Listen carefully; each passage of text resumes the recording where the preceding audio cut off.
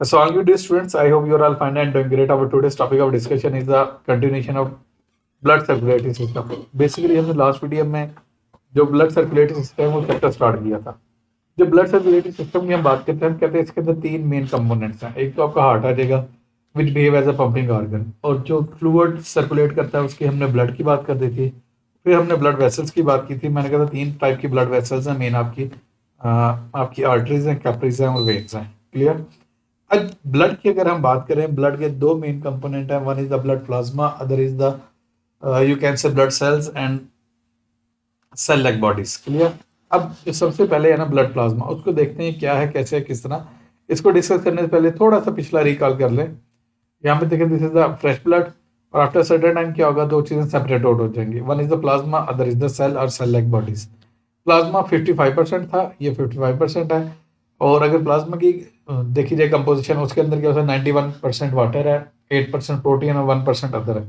Clear. लेकिन cell और cell like bodies की अगर बात करें तो उसमें बच्चे आपका क्या है, white blood cells and platelets हैं जो 0.9% है, और जो रेड ब्लड सेल्स हैं वो 99.1% है। ये सारी क्या हो सकते हैं इसकी कंपोजिशन का क्राइटेरिया। अब ब्लड प्लाज्मा को इंडिविजुअली हम डिस्कस करेंगे। It is a liquid protein, liquid portion of blood, ये ब्लड का लिक्विड पोर्शन है। Okay. Plasma is composed of 90 to 92% of water, मतलब 90 to 92% वाटर है। 7 to 9% आपकी क्या है, प्रोटीन्स हैं, और 1% अदर सब्सटेंसेस हैं। ये आपसे शॉर्ट क्वेश्चन भी आ सकता है और एमसीक्यू भी आ सकता है। क्लियर।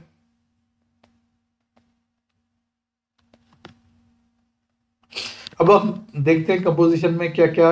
अब वाटर का तो हमें आइडिया हो गया, 90 to 92% है। अब जो प्रोटीन्स हैं और बाकी कंटेंट क्या है उनको देखते हैं। Proteins, antibodies and important plasma protein. एक तो एंटीबॉडीज हैं, और एंटीबॉडीज कौन प्रोड्यूस करता है, आपके वाइट ब्लड सेल्स करते हैं। क्यों करते हैं, जो बाहर से पैथोजन आते हैं उनके साथ कंबैट करने के लिए स्पेसिफिक एंटीबॉडीज प्रोड्यूस की जाती हैं। Okay. Antibodies are important plasma proteins. Okay. Antibodies defend the body against pathogen, जो एंटीबॉडीज आपकी बॉडी को डिफेंड करते हैं किसके अगेंस्ट, पैथोजन के अगेंस्ट। अब क्वेश्चन आता है पैथोजन क्या, disease causing agent is called as a pathogen. Okay. Fibrinogen, fibrinogen ये क्या है, is also a plasma protein, ये भी प्लाज्मा की क्या है, प्रोटीन है। It is responsible for blood clotting, ये ब्लड क्लॉटिंग के लिए रिस्पॉन्सिबल है कि अगर वो दाना खास आपको इंजरी वगैरह हो जाए, स्किन आपकी रप्चर हो जाए, तो ब्लड जो वहाँ से वो लीक होना शुरू होता है, वहाँ पे क्लॉट हो जाता है, ब्लड क्लॉटिंग करता है। ठीक है। Next, albumin. अल्ब्यूमिन भी एक प्रोटीन है। Albumin is plasma protein which maintains the osmotic pressure of blood, blood का जो ऑस्मोटिक प्रेशर है उसको क्या करता है, मेंटेन करता है। क्लियर। अब यहाँ तक हमें तीन बातें इंपॉर्टेंट पता चली है। First one is antibodies, antibodies आपकी क्या है, ये स्पेसिफिक प्रोटीन है जो डिफेंस प्रोवाइड करती हैं। सेकंड थिंग, फाइब्रिनोजन की बात की, जो प्लाज्मा प्रोटीन है, और ये रिस्पॉन्सिबल है किसके लिए, ब्लड क्लॉटिंग के लिए रिस्पॉन्सिबल है। थर्ड वन क्या है, थर्ड वन अल्ब्यूमिन है, जो क्या से कहते हैं, ऑस्मोटिक प्रेशर को मेंटेन करती है। क्लियर। ये हमारी सारी बातें हो चुकी हैं। नेक्स्ट साल्ट्स की हम बात करते हैं। Salts the important plasma salts are made up of sodium, chloride and bicarbonate ion. Sodium है, क्लोराइड है, and third one is the bicarbonate ions. Clear. ये इंपॉर्टेंट सॉल्ट्स हैं जो प्रेजेंट है किसके अंदर, आपके प्लाज्मा के अंदर। Okay. In addition there are little amounts of calcium, magnesium, copper, potassium and zinc. Calcium है, मैग्नीशियम है, कॉपर है, पोटाशियम है और जिंक है।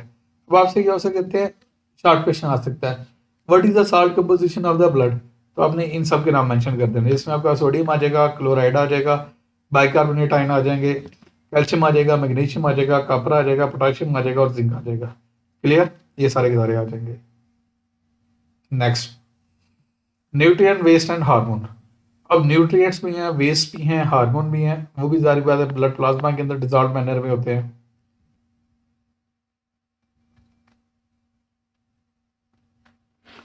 Plasma contain nutrients like glucose, lipids and amino acid. जो न्यूट्रिएंट्स हैं उनके अंदर आपको ग्लूकोज आ जाएगा, लिपिड्स आ जाएगा और अमीनो एसिड्स आ जाएंगे। ये सारे सारे क्या से कहते हैं, कंटेंट आ जाएंगे किसके अंदर, ब्लड प्लाज्मा के अंदर। Okay. These nutrients enter into the blood from digestive system. अब देखिए बच्चे, मैं आपको लास्ट वीडियो में बात की थी, आपका ब्लड एक ऐसा सिस्टम है जो पूरे बॉडी के अंदर मटेरियल के क्या से कहते हैं, डिसेमिनेट करने में या डिस्पर्स करने में हेल्प आउट करता है।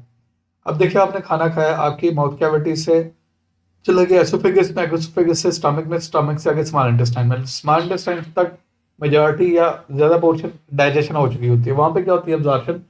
फिर अब जारी बात है, आपकी बॉडी के हर सेल को न्यूट्रिएंट्स चाहिए, फूड चाहिए। आपके जो फोर आर्म्स हैं, या आपकी बाजू हैं, टांगे हैं, आपका ब्रेन है, each and every her body part को क्या उससे कहते हैं, फूड चाहिए। और हर जगह फूड पहुंचाने वाला कौन होता है, ब्लड पहुंचाता है। क्लियर। इसी तरह मैंने ऑक्सीजन की बात की थी, लंग से लेके ऑक्सीजन पूरे बॉडी में डिसमिनेट करने वाला कौन होता है, आपका ब्लड होता है। Clear.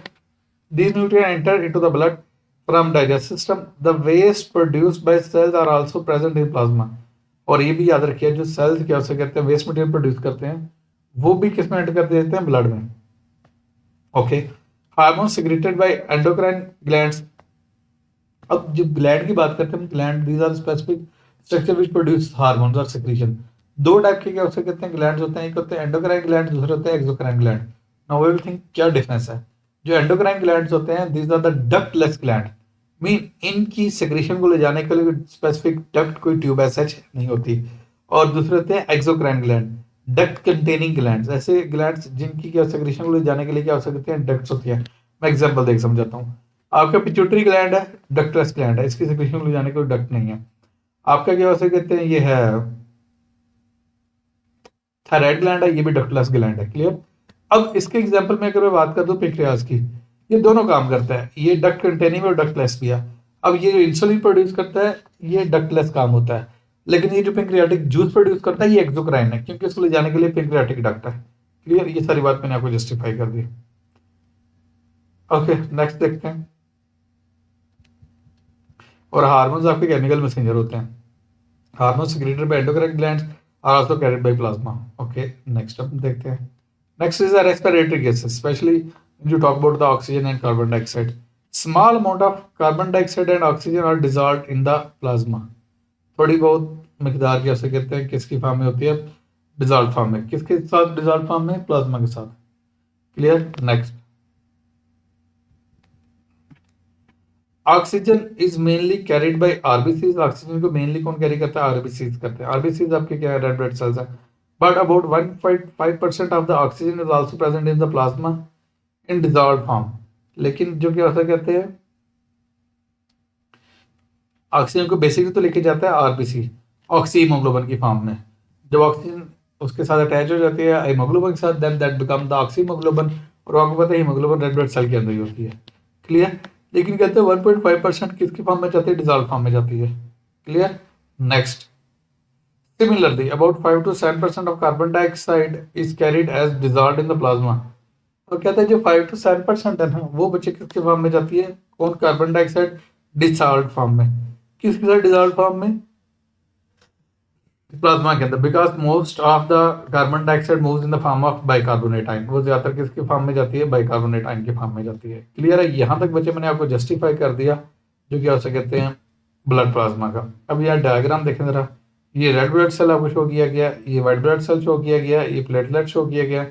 This yellowish colour is you can say blood plasma. Clear. एक ऊपर बॉक्स है वो भी रीड कर लें। अच्छा, एक fibrinogen is move from the blood plasma. अगर क्या उसमें ब्लड प्लाज्मा फाइब्रिनोजन मूव कर दिया जाए तो बाकी जो कंटेंट बनता है दैट इज कॉल्ड एज। ये बच्चे आपको कोई भी क्वेश्चन होता है you can ask in the comment section. Try किया करें मैक्सिमम क्वेश्चन करने की, और अपने फ्रेंड्स के साथ, अपने जो भी आपकी क्लास वाले उनके साथ करें। क्योंकि अभी ये जो लेक्चर हम पढ़ा रहे हैं या दे रहे हैं ना, ये फ्री ऑफ कास्ट में दे रहे हैं। हमें यूट्यूब से भी ऐसे कोई इनकम वगैरह ऐसे नहीं आ रही। तो जो अगर करेंगे, this is our sole income source, तो हमें थोड़ा ये हो जाएगा कि अप्रिसिएशन हो जाएगी आपकी तरफ से। तो मैक्सिमम करें जितना आप क्या हो सकते हैं। आपका ये टाइप ऑफ अप्रिसिएशन है। ऑल दो आप बहुत सारे हमारे ऐसे सब्सक्राइबर हैं जो हमें कमेंट सेक्शन में अप्रिशिएट भी करते हैं, थैंक यू भी करते हैं। लेकिन बच्चे अगर थोड़ा सा और इसमें अप्रिशिएट ये करें कि हमारे चैनल को मैक्सिमम क्या हो सकते हैं अपने फ्रेंड के साथ ना वायरल करें, ताकि ये चीज़ें हमारी मोस्ट हो सके। Thank you so much.